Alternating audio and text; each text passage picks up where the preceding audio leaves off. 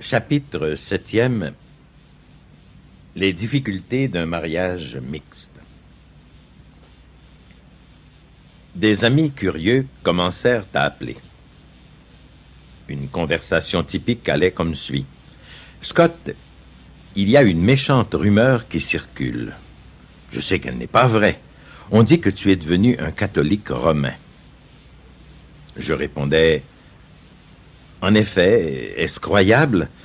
Grâce à Dieu, je suis devenu catholique et je ne saurais trop le remercier. » Après quoi, la conversation se terminait assez brusquement. « Ah oui?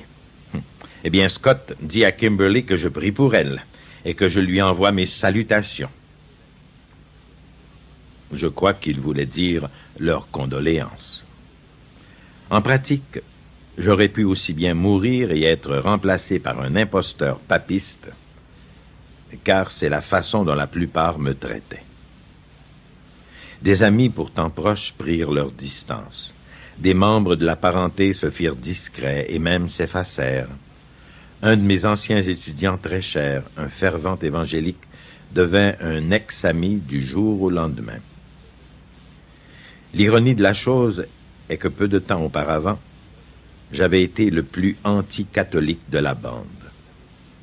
En réalité, la plupart d'entre eux ne se considéraient aucunement anti-catholiques, bien qu'ils n'eussent pas sourcillé si j'étais devenu luthérien ou méthodiste.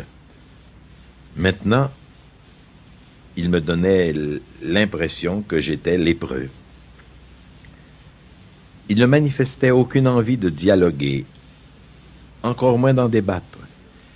Mes raisons ne comptaient pas, parce que j'avais fait l'impensable. J'avais commis un méfait immonde et déloyal. Mais la douleur et la désolation n'étaient rien à côté de la joie et de la force qui m'habitaient, à l'idée que je faisais la volonté de Dieu et que j'obéissais à sa parole. Comparé au privilège d'aller à la messe chaque jour et de recevoir la Sainte Communion, mes sacrifices paraissaient infimes.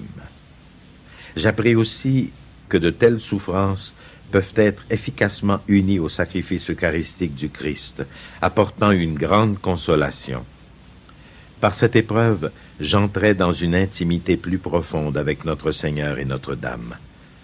La douleur rendait l'histoire romantique plus réelle. Pendant ce temps, Kimberly et moi traversions des eaux mouvementées. Des jours et des semaines passaient sans que nous ayons le moindre échange spirituel. Elle n'avait pas le moindre goût de m'entendre parler des bienfaits provenant de la messe quotidienne et des méditations sur les mystères du rosaire. À mesure que ma vie spirituelle connaissait un essor, ma vie de mariage chutait. Le plus difficile était d'avoir déjà connu des moments d'intimité spirituelle au temps récent de notre travail ministériel. Il m'arrivait de me demander, est-ce que nous n'allons jamais retrouver ces beaux moments? Notre mariage survivra-t-il à ce temps d'épreuve et d'agonie? Seul le Seigneur, travaillant par la grâce de notre sacrement du mariage, parvint à nous garder ensemble, ainsi que nous pouvions l'attester. J'ai entendu une fois un prêtre dire, « Le mariage n'est pas difficile, il est humainement impossible. C'est pourquoi le Christ l'a établi sous la forme d'un sacrement. » Kimberly continuait à espérer qu'il y aurait finalement quelqu'un qui essaierait de m'affronter et de me ramener. Un pasteur calviniste du nom de Wayne décida de nous rencontrer. Après quelques sessions de 4 heures, Wayne dit à Kimberly, « Le pape va bientôt excommunier Scott tellement il est exagérément biblique. » « Quels sont ses points faibles ?» demanda-t-elle. « Eh bien, je ne le sais pas. Ses arguments sont fondés sur l'Écriture sainte et l'Alliance, mais ils ne sont pas catholiques. Ce n'est pas possible. » J'avais l'impression que Kimberly devait se demander comment un catholicisme biblique pouvait exister, mais elle n'allait quand même pas me faire part de tels doutes.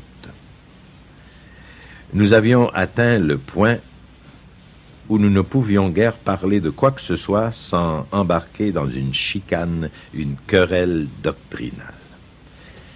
Et pourtant, la plupart de nos efforts de traiter nos différends avec franchise ne menaient qu'à la peine et à la frustration. J'encourageais Kimberly de simplement porter l'oreille aux discussions que je tenais avec d'autres concernant des aspects controversés de la doctrine catholique. Cette approche indirecte s'avéra moins éprouvante pour notre relation que nos face-à-face. Pour échapper à la tension domestique et à la pression académique, j'enseignais un cours de Bible chaque semaine dans ma paroisse Saint-Bernard. Monseigneur Bruchkewith appuyait évidemment cette initiative, vu que mon enseignement était solide et donnait aux paroissiens le goût de la Bible. Nous étions encouragés, moi, de voir et Kimberly d'entendre parler de leur goût insatiable pour l'Écriture sainte. Quel privilège d'introduire mes nouveaux frères et mes nouvelles sœurs catholiques au trésor de la foi de l'Église contenu dans la parole de Dieu. Après une rencontre particulièrement passionnante, offrant une explication biblique des indulgences, un paroissien plus âgé nommé Joe commenta « Ouais, il faut parfois un immigrant pour expliquer leur monde aux gens de la place. » Quelques mois après ma réception dans l'Église, un doute sérieux me travailla. Non pas un doute quant au fait que je sois devenu catholique, mais un doute concernant le possible suicide professionnel que j'avais commis. En fin de compte, me demandai-je, comment puis-je passer de maître en théologie évangélique à l'humble apprenti du dogme catholique? J'étais enthousiasmé d'étudier la théologie catholique, mais je ne voyais pas comment cela me permettrait de mettre du pain sur notre table. J'appelai mon père à Pittsburgh. Il gérait encore notre entreprise familiale. Elm et Hank, une petite compagnie qui façonnait et produisait de la bijouterie. Quelques années plus tôt, il avait employé mon frère aîné, Fritz. J'espérais qu'il puisse trouver intérêt à une autre main-d'œuvre de la famille. « Papa, n'aurais-tu pas besoin dans ta fabrique d'un ex-théologien évangélique ?» Il réfléchit un moment, puis me répondit à regret, « Scott, mon fils, tu sais que j'aimerais t'avoir ici avec nous. Mais je ne saurais t'employer maintenant. L'économie est trop faible et la bijouterie est en baisse à travers le pays. Nous devons partout couper et nous limiter. Je le regrette. » « Ça va, papa. J'espérais seulement me décrocher un emploi pour faire vivre ma famille. » « Que veux-tu dire, Scott? Je me souviens clairement avoir entendu le président de ton collège dire qu'il voulait que tu reviennes enseigner la théologie le plus tôt possible. De même, tes professeurs à Gordon Cornwell ne t'ont-ils pas aussi encouragé à prendre ton doctorat afin de pouvoir revenir enseigner chez eux? Oui, papa, mais ça, c'était avant que je ne devienne catholique. Depuis, je suis une persona non grata à ces deux endroits. Ni l'un ni l'autre ne pourrait considérer employer un paria papiste comme moi. Scott, je suis désolé d'entendre ça, me dit mon père. Mais j'ai encore une chose à te dire. Ne lâche pas la théologie. Tu aimes cette matière et tu as un don spécial pour l'enseigner. À ta place, je persévérerai un peu plus longtemps. Dieu merci pour la sagesse paternelle. J'étais conscient comme jamais auparavant d'être responsable d'une famille en croissance sans avoir un métier pour la faire vivre.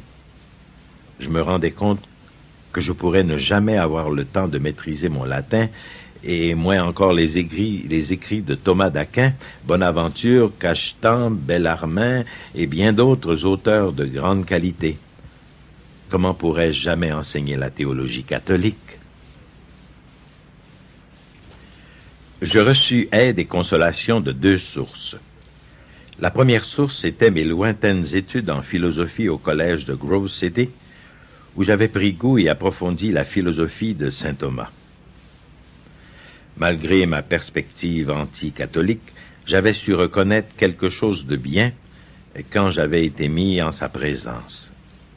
J'étais d'avis que saint Thomas d'Aquin était incomparable. J'avais laissé tomber, bien entendu, tout ce qui était proprement catholique dans ses écrits. Pauvre Thomas, né trop tôt, me disais-je, pour pouvoir profiter des lumières de Luther et de Calvin. J'avais cependant dévoré ses écrits philosophiques, surtout en métaphysique, acquérant du fait l'étrange et improbable réputation d'être un évangélique thomiste. L'autre source de consolation fut un généreux prêtre âgé, bibliothécaire, émérite du séminaire de Saint Francis, M. l'abbé Ray Fetterer. Il prit pitié d'un pauvre étudiant à la formation presbytérienne qui cherchait à entrer dans l'Église par la force de ses lectures.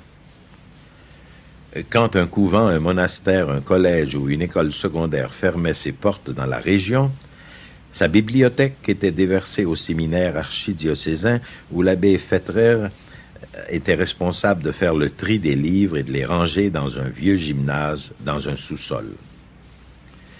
Des dizaines de milliers de vieux livres de théologie, d'écriture sainte, de philosophie, d'histoire et de littérature se sont ainsi retrouvés sur des tablettes où des gens intéressés pouvaient les consulter et les acheter à des prix dérisoires, établis par ce vieux prêtre philanthropique. J'ai découvert cette mine d'or par hasard. Elle n'était annoncée nulle part et était rarement ouverte, ordinairement sur rendez-vous. En l'espace d'une année, j'avais acquis des dizaines de boîtes de livres, et comme il prenait mon sort en pitié, je payais seulement une fraction des prix déjà dérisoires qu'il demandait habituellement. C'était pour moi un rêve devenu réalité, issu de la grâce de Dieu, de la générosité d'un prêtre et de la bonne chance d'un converti. Pour quelques centaines de dollars, j'avais mis la main sur des milliers de livres comprenant des classiques comme les 60 volumes de l'édition Blackfriars de la Somme théologique de saint Thomas d'Aquin, puis de 2 douzaines de volumes The Work of John Henry Cardinal Newman, le monumental dictionnaire de théologie catholique en 15 immenses volumes, l'ancienne Catholic Encyclopedia, la New Catholic Encyclopedia, ainsi que des centaines de volumes de commentaires de l'Écriture sainte et d'écrits patristiques, sans compter plusieurs décennies de revues théologiques coûteuses. La générosité de Dieu me faisait le propriétaire d'une bibliothèque personnelle de livres de théologie, de philosophie et d'histoire catholique qu'un séminaire eût été fier de posséder. Qu'allais-je faire avec un tel trésor? Travailler dans une bijouterie? Dieu se servit donc de consolations semblables pour restaurer ma confiance, qu'il compenserait pour tout ce qui manquerait à ma formation de théologie catholique. D'ailleurs, je découvris qu'il n'existait alors aucune institution d'enseignement catholique où un laïc comme moi eût pu recevoir une formation doctrinale selon la tradition catholique, même si j'avais eu le temps et l'argent de me l'offrir. Je me demandais cependant s'il existait une niche quelque part pour moi dans l'Église. Un soir, je reçus un appel téléphonique du docteur John Hittinger, professeur de philosophie au collège Saint Francis à Joliette, en Illinois. Il appelait au nom d'un comité responsable de trouver un professeur de théologie qualifié pour enseigner des cours de formation préuniversitaire à des étudiants catholiques l'année suivante. Je ne me sentais pas particulièrement qualifié pour la tâche. Je n'avais même pas compilé mon curriculum vitae ni approché qui que ce soit. Comme je n'avais pas demandé d'emploi là, ni ailleurs, je me permis de demander à mon interlocuteur d'où il tenait cette référence.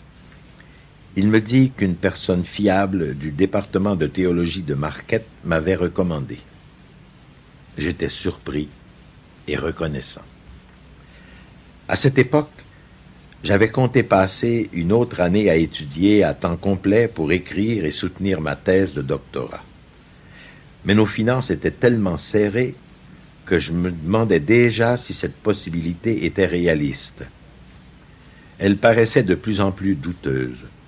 Aussi, même si cela ne devait rien donner, je pouvais me permettre l'expérience d'une entrevue d'emploi dans une institution d'enseignement catholique. Comme John me dit qu'il y avait plus de 30 autres candidats pour ce poste, je ne me faisais pas d'illusions quant à mes chances. L'entrevue se déroula très bien. On me voulait, peut-être à cause de mon enthousiasme de néophyte. Chose certaine, la situation était intéressante. C'était une institution d'enseignement auquel le président cherchait à redonner son caractère catholique après que celui-ci se soit gravement dilué pendant des années de pression financière, académique et spirituelle. Le défi était fascinant. Après une seconde entrevue et avoir bien prié, je décidai d'accepter le poste. À cette époque, Kimberly et nos 2 garçons n'allaient pas à la messe avec moi.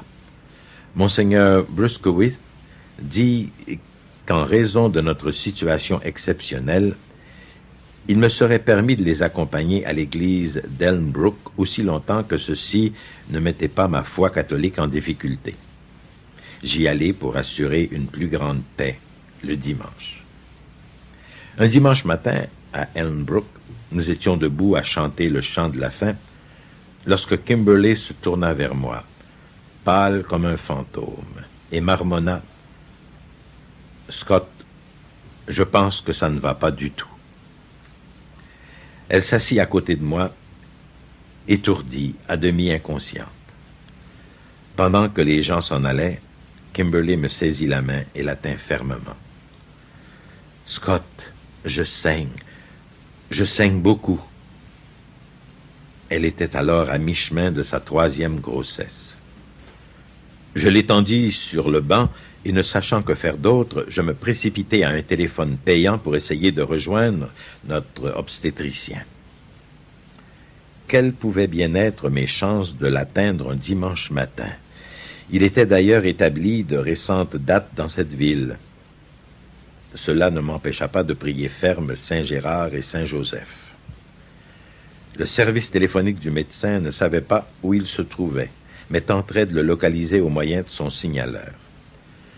Lorsque je déposai le cornet du téléphone, j'étais presque désespéré. « Seigneur, pourquoi nous amènes-tu à ce point? Kimberly se sent déjà tellement abandonnée de toi. » Presque aussitôt le téléphone payant sonna. Je le pris en me demandant qui ça pouvait être. « Oui, ici le docteur Marmion. Puis-je parler à M. Scott Hahn? »« Oui, c'est moi, docteur Marmion. Qu'est-ce qui ne va pas, Scott? Kimberly est en pleine hémorragie. »« Où êtes-vous? » »« Nous sommes à l'extérieur de Milwaukee, dans une petite ville qui s'appelle Brookfield. »« Où à Brookfield? »« À l'église d'Elmbrook. »« C'est assez loin. »« Où êtes-vous dans l'église? »« Tout juste en dehors du sanctuaire, près des portes avant. »« Eh bien, je monte tout de suite. Je suis justement à Elmbrook ce matin. Je suis en dessous de vous, au sous-sol. » Une demi-minute plus tard, le docteur Marmion était auprès de Kimberly, du temps que je remercie Saint-Gérard pour son intercession. Le docteur Marmion nous envoya aussitôt à l'hôpital Saint-Joseph en disant qu'il nous y rencontrerait. Des amis s'occupèrent de nos garçons alors que nous filions à l'hôpital. Rendus là, nous avons pu observer que le Seigneur avait préservé notre bébé et en faisant attention, la condition de placenta previa ne nous enlèverait pas notre enfant. C'était la première fois depuis longtemps que nous avons pu louer Dieu ensemble, du fond de nos cœurs. J'essayais de m'intégrer à la vie d'un Scott catholique. La semaine après Pâques, Scott dirigea un cercle d'études sur la Bible à la maison et je m'y joignis. Quand on demanda à un jeune homme de dire une prière au début de la rencontre, celui-ci commença spontanément avec un « Je vous salue Marie ». Je quittai aussitôt la pièce en pleine souffrance. Je me mis à genoux dans ma chambre et je pleurais d'amertume. Oser dire ces paroles dans ma maison, c'était verser du sel sur la plaie ouverte par la conversion de Scott. J'essayais plus tard de me joindre de nouveau à eux, mais leurs commentaires et leurs expressions de piété catholique m'accablaient. Scott déménagea bientôt son cercle d'études sur la Bible en dehors de la maison, et je lui en fus reconnaissante. Heureusement, Scott ne fit jamais de la foi catholique un point de soumission. Chercha à me soumettre à sa direction spirituelle, quand mon cœur n'était pas encore en mesure de suivre ce que mon esprit n'avait pas encore perçu. Bien qu'il désirât de tout son être que je sois à son côté à la messe, me suppliant de partager sa joie dans l'Église et de l'aider dans son apostolat, il ne se laissa pas aller à faire un mauvais usage de sa vocation, de guide spirituel de notre famille, en exigeant que j'aille à l'encontre de ma conscience. Au contraire, il me respecta de tenir à mes convictions, bien qu'il se permît de critiquer mon refus persistant d'approfondir les points qui nous séparaient spirituellement. Nous savions cependant tous deux que c'était aussi ma profonde conviction que nos enfants appartenaient d'abord au Seigneur, sous la direction spirituelle de Scott. Cela signifiait qu'à un moment donné, ils seraient élevés comme des catholiques, que je sois protestante ou catholique. Il m'était particulièrement douloureux de savoir que je pourrais être l'unique protestante de ma famille. La pensée d'un tel isolement m'était à peine supportable. J'éprouvais même une réserve dans mon profond désir d'avoir un autre enfant. Je dis à Scott que je ne voulais pas simplement procréer d'autres enfants pour le pape. Heureusement, en quelques semaines, le Seigneur sut utiliser mon désir d'avoir d'autres enfants et mon amour de Scott pour m'ouvrir le cœur à la volonté du Seigneur envers la venue d'autres enfants. Je devais obéir au Seigneur en étant ouverte à une vie nouvelle et lui faire confiance quant aux conséquences de la filiation ecclésiale des enfants. Scott rangea habituellement ses objets religieux tels le chapelet, les scapulaires et les images saintes dans son tiroir. Mais il m'arrivait d'en trouver sur le meuble de chambre à coucher. Je remarquais monter en moi une certaine jalousie envers Marie, un peu comme la jalousie dont j'avais entendu parler de certains hommes envers Jésus quand leurs femmes devenaient chrétiennes. J'étais désavantagée. Marie devait être pure, jolie, d'agréable compagnie, gentille et compatissante, alors que je ne manifestais pas la même bonté amoureuse envers Scott. Il allait prendre une marche, et je savais que c'était afin de dire le chapelet en compagnie de Marie. J'étais contente qu'il ne le fasse pas devant moi, mais j'étais jalouse qu'il prenne le temps d'une marche et d'une attention envers elle qu'il ne semblait pas pouvoir m'accorder. Un jour que Scott allait témoigner comment il était devenu catholique, je laissai échapper. Je ne comprends pas pourquoi Dieu prendrait un jeune couple bien formé, donné à une vision commune de la vie et à un ministère commun, et chambarderait complètement sa vie, de sorte que nous allons maintenant dans des directions toutes différentes. Pourquoi ferait-il cela? Je ne m'attendais vraiment pas à la réponse de Scott. Scott me dit, « Serait-il possible que Dieu nous aime à ce point? Comme tu n'aurais jamais par toi-même été intéressé à étudier la foi catholique, il a pu choisir de me convertir en premier et de m'imposer une terrible solitude. Isolé de nombreux protestants, de catholiques à l'université totalement indifférents à ce que j'ai fait, et surtout cette solitude entre nous deux. Tout cela pour que je puisse graduellement te montrer la beauté de l'Église catholique et qu'il puisse ainsi t'y accueillir, qu'il puisse ainsi te combler de ses sacrements, qu'il puisse te donner la plénitude de la foi que tu possèdes déjà. » Je répondis, « C'est très difficile de voir comment ceci est de l'amour, mais j'imagine que c'est possible. » Je devais admettre que je n'aurais jamais regardé du côté de l'Église catholique par moi-même.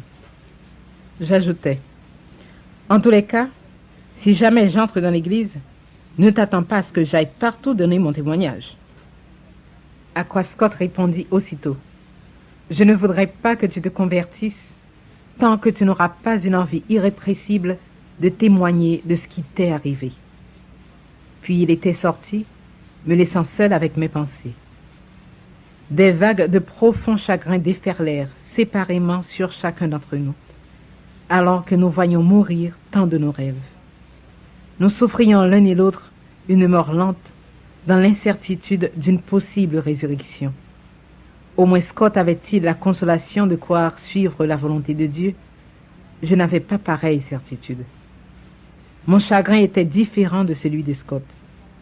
J'enterrai à jamais le rêve d'être l'épouse d'un pasteur qui avait été le rêve de ma vie. Je ne voyais pas quel rôle je pouvais jouer auprès de Scott, appelé à former des prêtres, comme il disait maintenant vouloir faire. Nous avions voulu travailler auprès de jeunes couples qui envisageaient le mariage, ce qui n'existe pas dans un séminaire catholique. La possibilité de revenir enseigner au collège de Grove City ou au séminaire de théologie Gordon Conwell, comme nous l'avions rêvé, était maintenant révolue.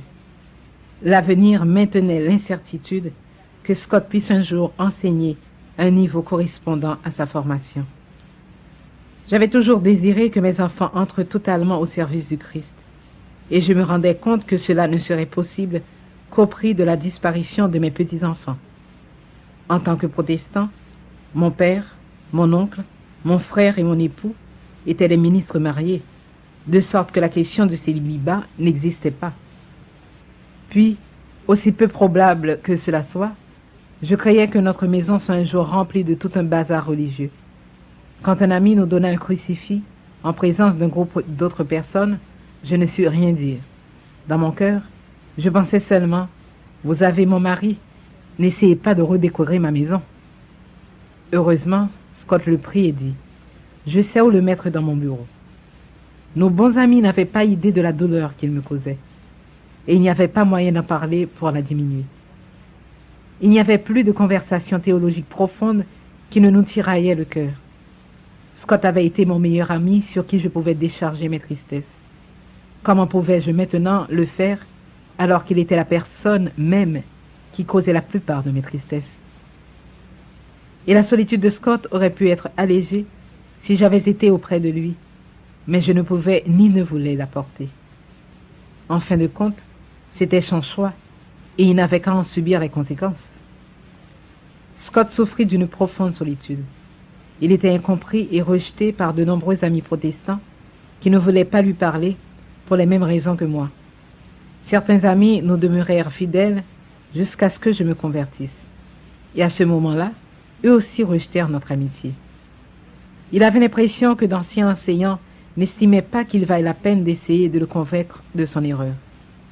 Et il ne pouvait pas comprendre la nonchalance de bon nombre de catholiques de l'université Marquette envers sa conversion, agissant comme s'il n'y avait rien là, plutôt que de l'accueillir en retour de tout ce qu'il avait risqué et abandonné. Enfin, il avait commencé à vivre comme un catholique dans une famille protestante, allant seul à la messe pendant 2 ans et demi, et ne parlant pas des distinctions de sa foi aux enfants, en raison de l'entente que le temps n'était pas encore mûr pour cela. La solitude entre nous était atroce. Nous avions été des amis tellement près l'un de l'autre, partageant tellement nos vies, pendant que nous étions au séminaire. Bien les épouses n'avaient aucun intérêt pour les études de leur mari, pas plus qu'elles n'auraient cherché à comprendre des feuilles de chiffres et des lois d'imposition si leur époux avait été comptable. J'avais pour ma part cheminé avec le mien. J'avais étudié avec lui. J'avais cherché avec lui à déceler le sens des écrits sacrés. Et j'avais appris de lui. Voilà qu'au lieu de partager ses découvertes et de me réjouir avec lui, je redoutais d'en entendre parler. Et je faisais attention de ne pas lire ses travaux, que pourtant je dactylographiais. Quand on dactylographie assez vite, on n'est pas obligé de lire le texte. Comment Scott aurait-il pu alléger son fardeau auprès de moi, alors que moi, j'étais la personne qui en causait la plus grande part? La Bible était mon unique consolation. Mais je commençais même à craindre l'écriture sainte, tellement Scott me disait que la Bible enseignait autre chose que ce que je pensais. Scott soutenait que la Bible l'avait mené à la foi catholique. Or, la Bible était le fondement même de ma foi. À une occasion, il me lança. Quel est le pilier et le fondement de la vérité? Je répondis aussitôt, la parole de Dieu. Alors il m'objecta. Pourquoi saint Paul dit-il dans 1 Timothée 3, 15 que c'est l'Église? Pourquoi cette réponse ne vient-elle pas à l'esprit des protestants? C'est parce que cela ne se trouve que dans ta Bible catholique, Scott. Il ouvrit ma Bible et me montra le verset que je ne me souvenais pas avoir jamais lu auparavant. Nous n'avions pas que des conversations portant sur la théologie, nous avions des débats. Il nous arrivait de discuter jusqu'à 2 ou 3 heures du matin, et au déjeuner du lendemain matin, Scott me demandait si j'avais de quoi rajouter. Nous discutions de théologie en essayant de conserver la cordialité. Puis cela devenait très douloureux et difficile. Nous devions alors nous arrêter et retourner chacun dans notre coin pendant un certain temps, chacun avec son chagrin. Des amis me suggéraient qu'une épouse doit se soumettre à son mari, quoi qu'elle pense, et ils ne comprenaient pas que je ne me convertisse pas. D'autres amis protestants me rappelaient continuellement qu'ils priaient pour que je puisse tenir jusqu'à ce que Scott se ressaisisse. Et il y avait des catholiques qui pensaient « Où est le problème? Marie te dérange? Ça passera. » Scott était pris avec moi parce qu'il ne croyait pas au divorce. Moi non plus d'ailleurs. Quand nous nous sommes mariés, nous nous sommes entendus que nous n'émettrions même pas une blague à ce sujet, tellement notre sentiment était profond. Pourtant, à 2 reprises, durant la première année après la conversion de Scott, je suis sorti prendre de l'air en me demandant « Puis-je le quitter ?» Je pensais à quel hôtel j'irais, à ce que je ferais, tant la douleur de mon chagrin n'était pas endurable. Je ne pensais pas pouvoir endurer la souffrance. Mon cœur me faisait physiquement mal, et mes sentiments étaient dévastés. Je ne pensais qu'à fuir. Mais je savais aussi que je ne pourrais pas quitter Scott sans aussi quitter Dieu. Et je savais que quitter Dieu, c'était me retrouver en enfer. Dieu merci, l'existence de Dieu et celle de l'enfer m'étaient trop évidentes pour que je puisse partir. Puis, quelques minutes plus tard, Dieu me donnait assez de grâce pour endurer les minutes suivantes. Et j'étais finalement capable de rester et d'endurer encore. Voici le passage des Lamentations 3 qui exprime le mieux l'agonie de mon cœur et ma lutte pour reprendre confiance dans le Seigneur. Il a planté dans mon cœur les flèches de son carquois. Il a brisé mes dents avec du gravier et m'a nourri de cendre. Mon âme est dépourvue de paix. J'ai oublié le bonheur.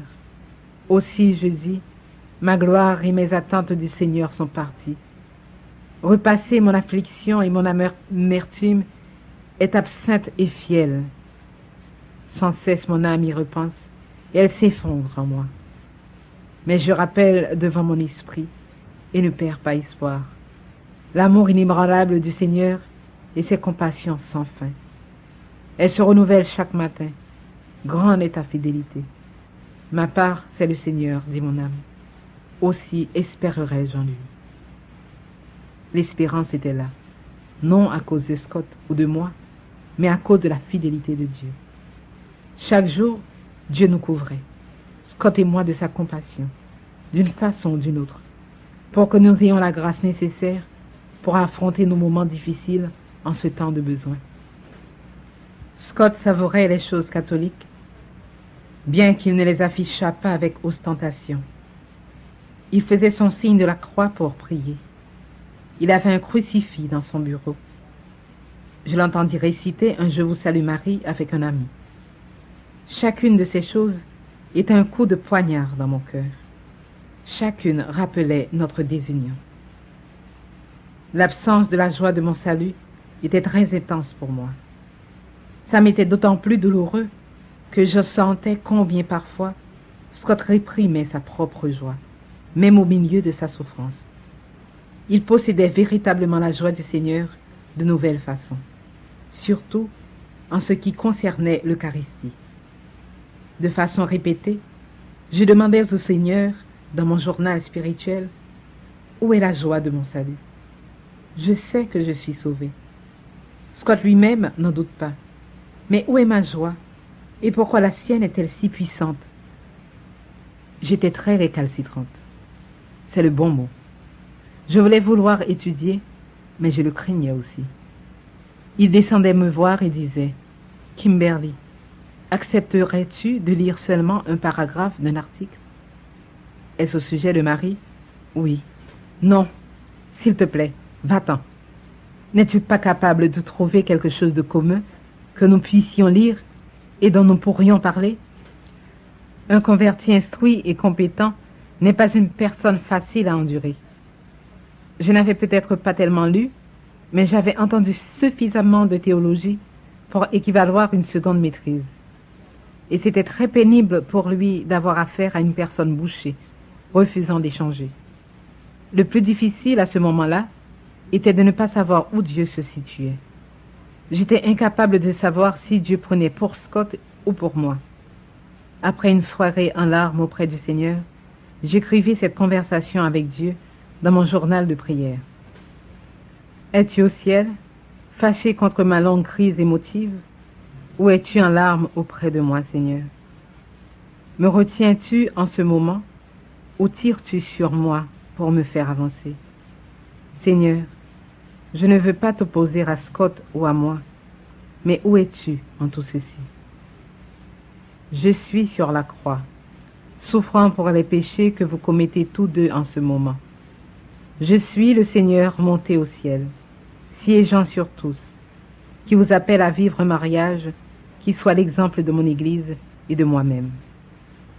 Pouvons-nous réussir cela, Seigneur, avec un mariage mixte? Non, cela ne peut pas être ma volonté. Quelle est ta volonté, mon Seigneur? Et comment pouvons-nous suivre ta volonté alors que nous la cherchons? Comment pouvons-nous mieux grandir dans cette souffrance, Seigneur? Puis-je être loyal envers Scott, nos amis et notre famille? À qui puis-je confier ma tristesse? S'il te plaît, restaure en moi la joie de mon salut. Que je puisse te louer toute ma vie. Veuille bien, mon Dieu, guérir mes blessures et me restaurer. Veuille apporter à Scott la force pour endurer ces temps de souffrance et guide-le dans les voies de la vérité. Le désespoir était constamment à ma porte.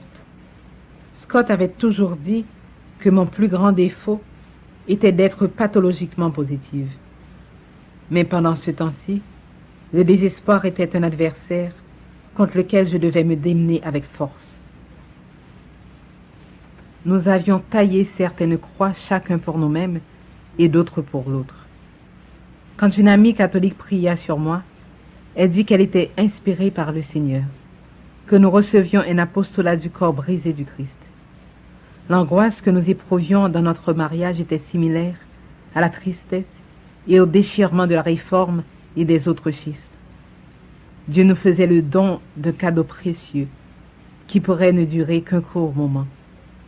Nous devions nous y accrocher comme à quelque chose de bon. Je n'avais moi-même aucune idée que tel était le plan de Dieu, mais il n'y avait aucun doute que nous éprouvions quotidiennement la rupture qui déchire des familles depuis la réforme. Et nous partagions la souffrance de cette séparation. L'activisme fut un lien qui nous aida beaucoup à travailler ensemble.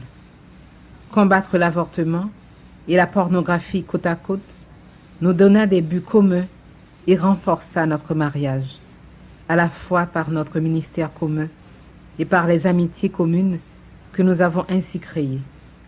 Ceci nous apporta un intérêt extérieur, alors que le regard intérieur était trop douloureux. À Noël 1986, nous découvrions que nous attendions un nouvel enfant. La parole que le Seigneur me donna fut « l'enfant de la réconciliation ». Je demandais sans cesse « Mon Dieu, cela veut-il dire qu'elle sera catholique? Cela veut-il dire que je devrais devenir catholique ?»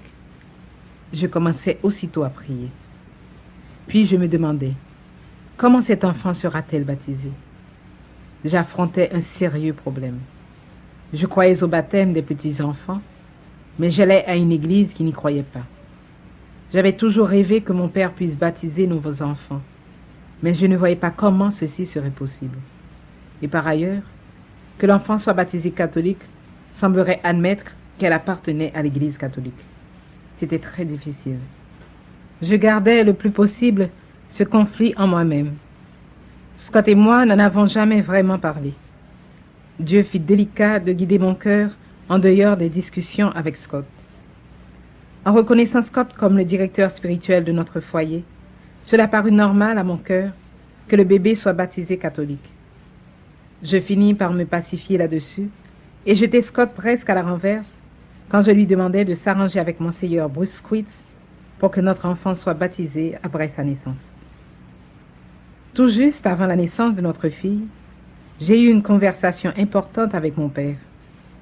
Mon père est une personne fidèle à Dieu, comme peu d'autres le sont. Il fut véritablement le père dont j'avais besoin pour me conduire à mon Père des cieux. Mon père percevait la tristesse dans ma voix. Il me demanda, « Kimberly, est-ce que tu pries chaque jour la prière que je prie? Dis-tu, Seigneur, j'irai là où tu me demanderas d'aller? Je ferai tout ce que tu me demanderas de faire. Je dirai tout ce que tu me demanderas de dire. Et je donnerai tout ce que tu me demanderas de donner. » Non, papa, je ne fais pas cette prière ces temps-ci. Il ignorait toute l'agonie que j'éprouvais du fait que Scott soit catholique. Il fut sincèrement stupéfait et me dit, « Tu ne la fais pas? » Papa, j'ai peur de la faire.